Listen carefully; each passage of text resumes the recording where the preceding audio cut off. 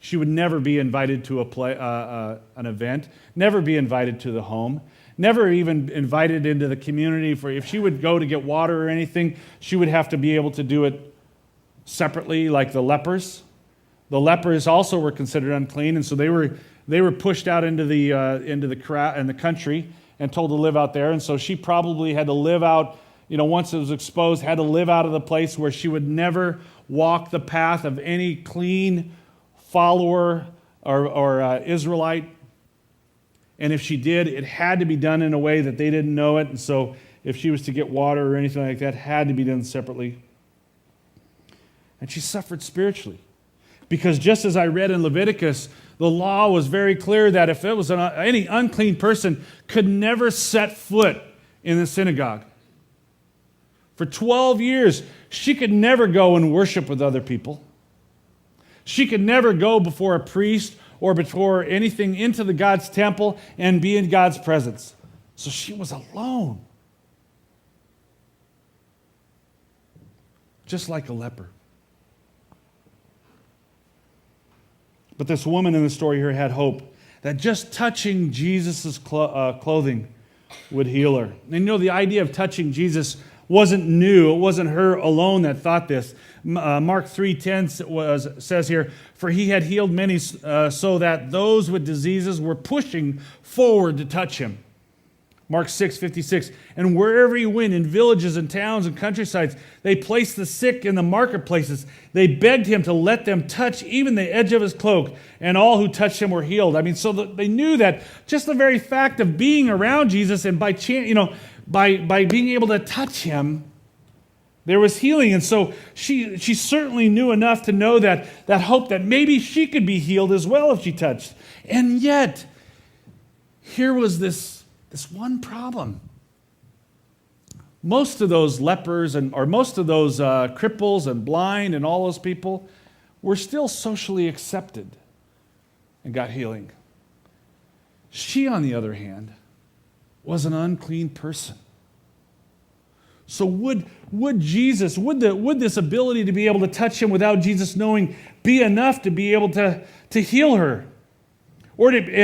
And the very risk of even trying to get to him, of knowing that if she was exposed, if someone saw her, she could be punished for that.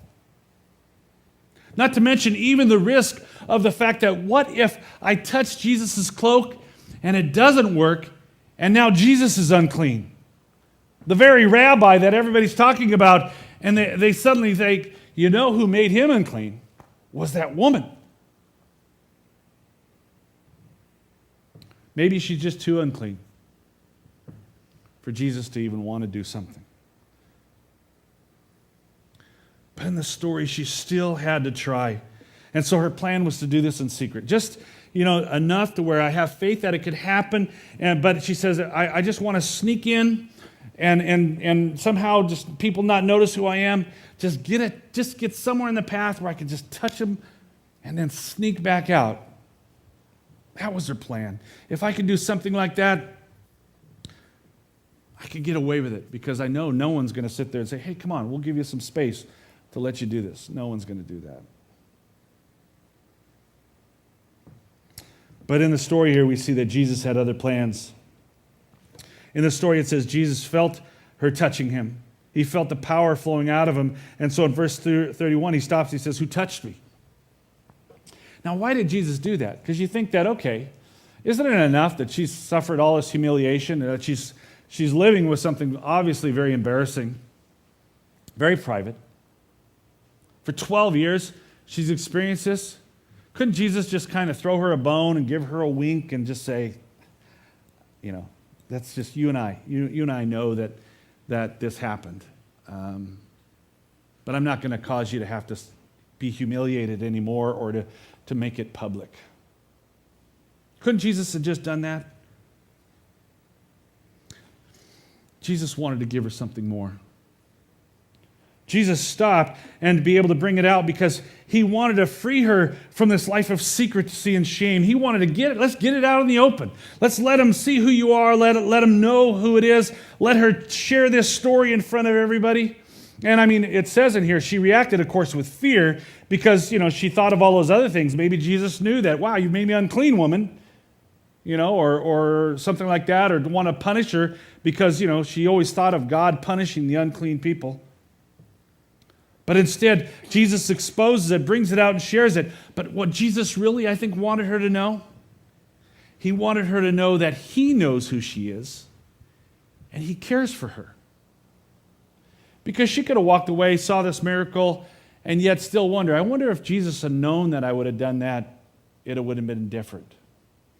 But as a result of this, Jesus stops to be able to go and bring attention to this shame and this guilt and this uncleanliness, to be able to let her know that in your rejection, I know who you are, and I care for you.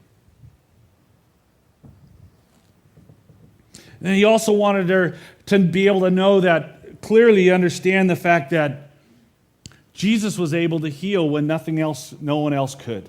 The power of that healing took place.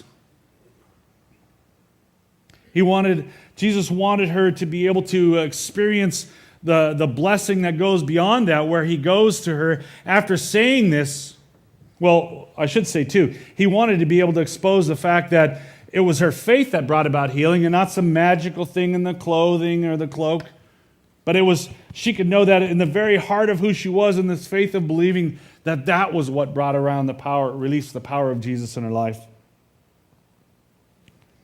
But as I was about saying, I think he wanted her also to know the promises that were offered from that. He said, go in peace and be freed from your suffering. The word peace has been used in other places as the word of shalom. And this idea of shalom was a word used to talk about restoration and wholeness, to talk about prosperity and salvation. It was used in those contexts, this completeness that exists. So it wasn't about going to her and saying, okay, now you're healed from this, you can get back into the mainstream system. But he was restoring her to this place of wholeness. And he wanted her to hear his words, offering her that.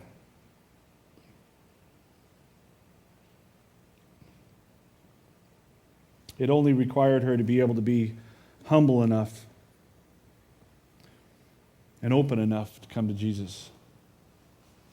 I think about a lot of us who are living a life in really secret rejection. And we want to fix things on our own, and we want to do it in private, and we spend time with God in devotion and saying, it's as if, okay, it's just, let's not get other people involved. Let's just, you and me, try to be able to figure this out, Lord. And why don't you just, fix this for me or restore me or whatever. And I wonder sometimes if Christ isn't saying, no, that's not good enough. I mean, yeah, that could fix the problem, but I want so much more for you. I want you to be able to come with an attitude of openness and humility, to just lay it out there with others and allow other people to come alongside and to totally restore you and to provide shalom in your life. I want you to be able to clearly see and witness by other people that I am the one who brought healing in your life, not some other system, not a bailout from the government, not a fortune and a lottery ticket or anything. It was me. And other people were along the ride and saw it happen. I sometimes think we miss out on the blessing and the healing of Jesus because we just choose to keep it in private. I think the encouragement of this, when it talks about love for the rejected, is knowing that if you are that person, if you feel rejected, if you long to have this acceptance and belonging, the same promises, the same experience that Jesus offers this woman is offered to you as well. That's the beauty of the gospel, is that we can read a story about Jesus and we can get into the life of Jesus and we can know that somewhere in that story we fit. Somewhere in that story, Jesus is teaching us and talking to us, whether it is about who it is to love or it is how to love.